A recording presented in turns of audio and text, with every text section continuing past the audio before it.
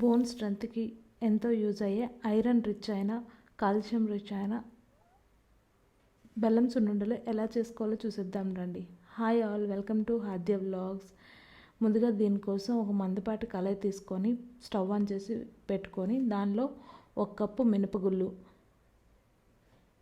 వేసేసుకొని ఈ మినపగుళ్ళు కొంచెం దోరగా వేగిన తర్వాత ఇందులోనే పొట్టు మినపప్పు ఉంటుంది కదండి, పొట్టు మినపప్పు కూడా వేసేసుకొని ఈ రెండింటిని బాగా వేయించుకోవాలి. గుర్తుంచుకోండి, ఫ్లేమ్ మాత్రం మీడియం ఫ్లేమ్లోనే ఉండాలి, అప్పుడే లోపల వరకు వేగుతుంది. ఇందులోనే ఒక 1/2 స్పూన్ గీ వేసుకొని మంచి సువాసన వచ్చేంత వరకు ఈ మినపప్పు కొద్దిగా గోల్డెన్ బ్రౌన్ కలర్ వచ్చేంత వరకు వేయించుకోవాలి. ఎంత నిదానంగా వేపుకుంటే టేస్ట్ అంత బాగుంటుంది.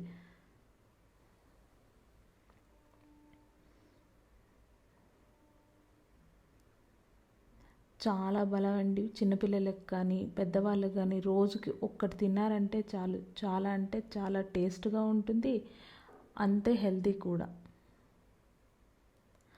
ఇప్పుడు ఇందులోనే మనం తినేటప్పుడు సున్నుండ తినేటప్పుడు నోటికి అంటుకోకుండా ఉండడానికి కోసం ఒక 2 స్పూన్లు, 2 స్పూన్లు బియ్యాన్ని కూడా వేసేసుకొని ఈ బియ్యం కూడా కలర్ మారేంత వరకు వేపుకోవాలి.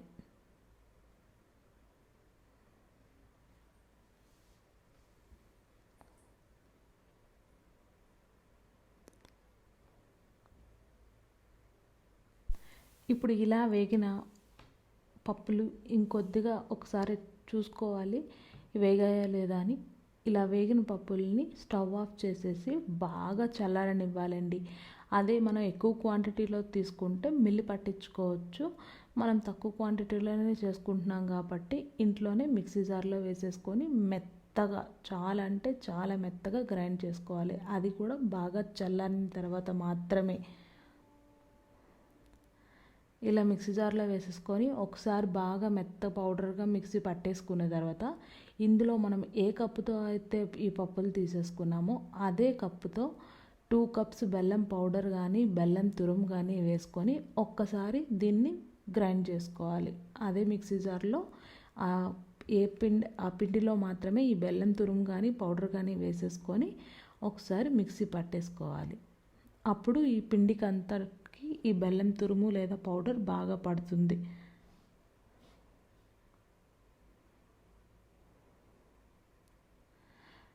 ఇప్పుడు ఇందులో మనం స్మెల్ కోసం కొద్దిగా ఇలాచీ పౌడర్ వేసేసుకోవాలి. ఒక 1/2 స్పూన్ వరకు ఇలాచీ పౌడర్ పడుతుంది. ఈ ఇలాచీ పౌడర్ కూడా వేసేసుకున్న తర్వాత వీటన్నిటిని బాగా కలుపుకొని ఇప్పుడు ఈ పిండి అంతటికి 1 కప్పు వరకు, ఏ పిండితో అయితే మనం పప్పు తీసుకున్నామో ఆ పప్పు తీసుకున్న కప్పుతోనే 1 కప్పుడు నెయ్యి సరిపోతుంది. దీనికి వేడి వేడి నెయ్యి కావాలండి. దీనికోసం వేడి వేడి నెయ్యి మరిగించుకొని ఈ పిండిలో వెంటనే వేసేసుకొని మొత్తాన్ని ఒకసారి స్పూన్తో కలుపుకొని కొద్ది కొద్దిగా ఉండలుగా చుట్టేసుకోవాలి.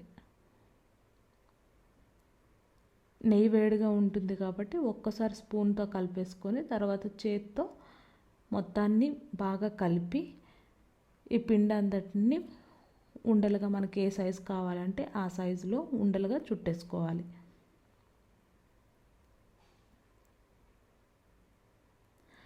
ఇవి లీస్ట్లో ఒక 1 మంత్ వరకు స్టోర్ ఉంటాయి. చాలా అంటే చాలా బాగుంటాయి. పిల్లలకి ఈవినింగ్ స్నాక్గా కానీ లేదంటే స్కూల్కి వెళ్ళే పిల్లలకైతే స్కూల్ టిఫిన్ బాక్స్లో, లంచ్ బాక్స్లో ఒక స్నాక్ కింద పెట్టేస్తే ఈజీగా తినేస్తారు. చాలా టేస్ట్గా ఉంటుంది, అంతే బలం కూడా. మనం పొట్టు మినపప్పు వాడాం కాబట్టి అందులో ఉండే ప్రోటీన్, ఆ పొట్టులో ఉండే ప్రోటీన్, ఆ ఫైబరు చాలా మంచిదండి హెల్త్కి. పిల్లలకైతే, ఎదిగే పిల్లలకైతే రోజుకొకటి ఇస్తే ఇంకా చాలా హెల్త్ బెనిఫిట్స్ ఉన్నాయి ఇందులో. ఒకసారి ఇలా ట్రై చేసి చూడండి, బాగుంటుంది కూడా టేస్ట్. ఆ నెయ్యి ఫ్లేవర్ తగులుతూ ఒక 1 మంత్ వరకు ఇవి స్టోర్ ఉంటాయి కాబట్టి ఈజీగా ఒకసారి చేసేసుకొని మనం ఏదైనా ఎయిర్టైట్ కంటైనర్లో పెట్టుకొని డైలీ తింటుంటే టేస్ట్కి టేస్ట్, హెల్తీకి హెల్తీ. ఈ వీడియో మీకు నచ్చిందా? అయితే please like, share and subscribe.